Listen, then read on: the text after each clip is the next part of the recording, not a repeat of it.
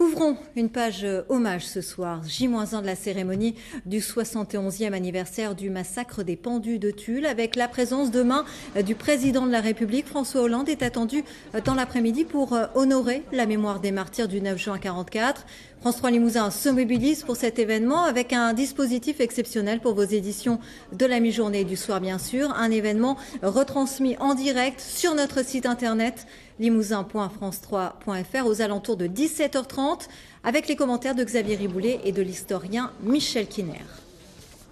Et mercredi se déroulera également la 70e commémoration du massacre d'Oradour-sur-Glane avec un rituel depuis 70 ans peu évolutif, mais depuis quelques années, le sens et la symbolique de cet événement changent petit à petit, comme l'ont démontré dans leur ouvrage Oradour après Oradour, Philippe Grandcoin et Dominique Danthieu. Place au dossier de ce journal signé Pascal Coussy et Lucie Denéchaud. Voici un an, le nom d'Oradour-sur-Glane s'inscrivait au martyrologe des villages français. Le 10 juin 1945, un an jour pour jour après le massacre, le ministre de l'Intérieur de l'époque venait commémorer le drame vécu par le village d'Oradour. D'emblée, le protocole de cette cérémonie très particulière était fixé. Le rituel n'évoluera pratiquement plus pendant 70 ans. Une procession silencieuse dans les ruines, un arrêt dans l'église et la conclusion par un hommage aux victimes. On voit petit à petit, au fil du temps, justement, ce cérémonial, je ne veux pas dire se rigidifier, mais s'organiser. Alors ceci dit, avec un modèle, à mon sens, ce qui reste un modèle important, qui est quand même la visite du général de Gaulle. Car dès le mois de mars 1945, le général de Gaulle fixera la dimension profondément symbolique du massacre d'Oradour et l'enjeu très politique des cérémonies.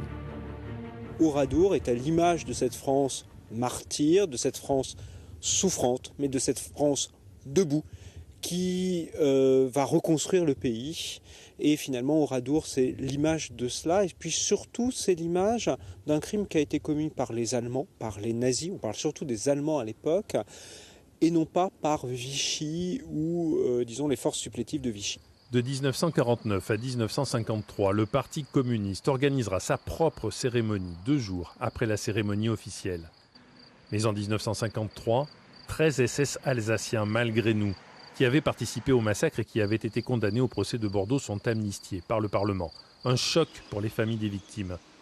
Les habitants d'Oradour interdisent désormais toute visite d'un représentant de l'État.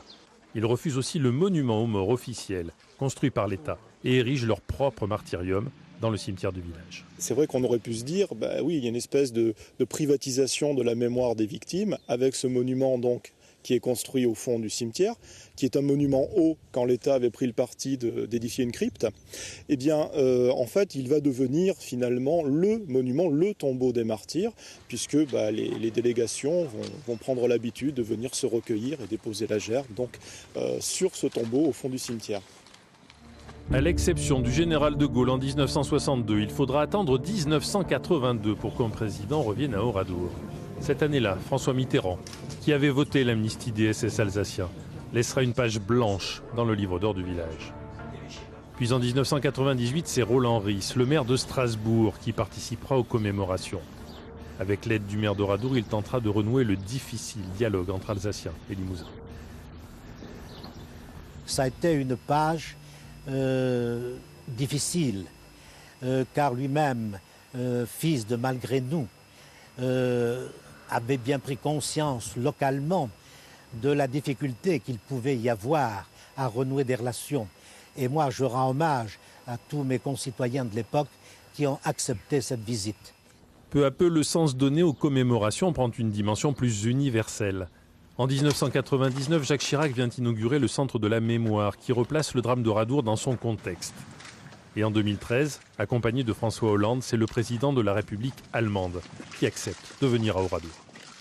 La venue de Joachim Gauck ici a changé d'une certaine manière donc la représentation d'Oradour et les symboles que constitue Oradour, puisqu'il est en train de devenir, me semble-t-il, une sorte de lieu de mémoire européen. Nous ne contribuerons jamais assez les uns et les autres à faire en sorte que les peuples se rapprochent.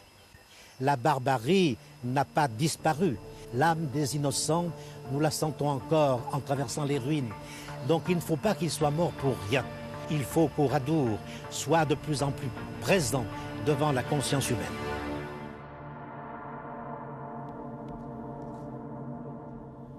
Voilà, et mercredi, nous suivrons bien sûr ces 70e commémorations d'Oradour dans nos différentes éditions.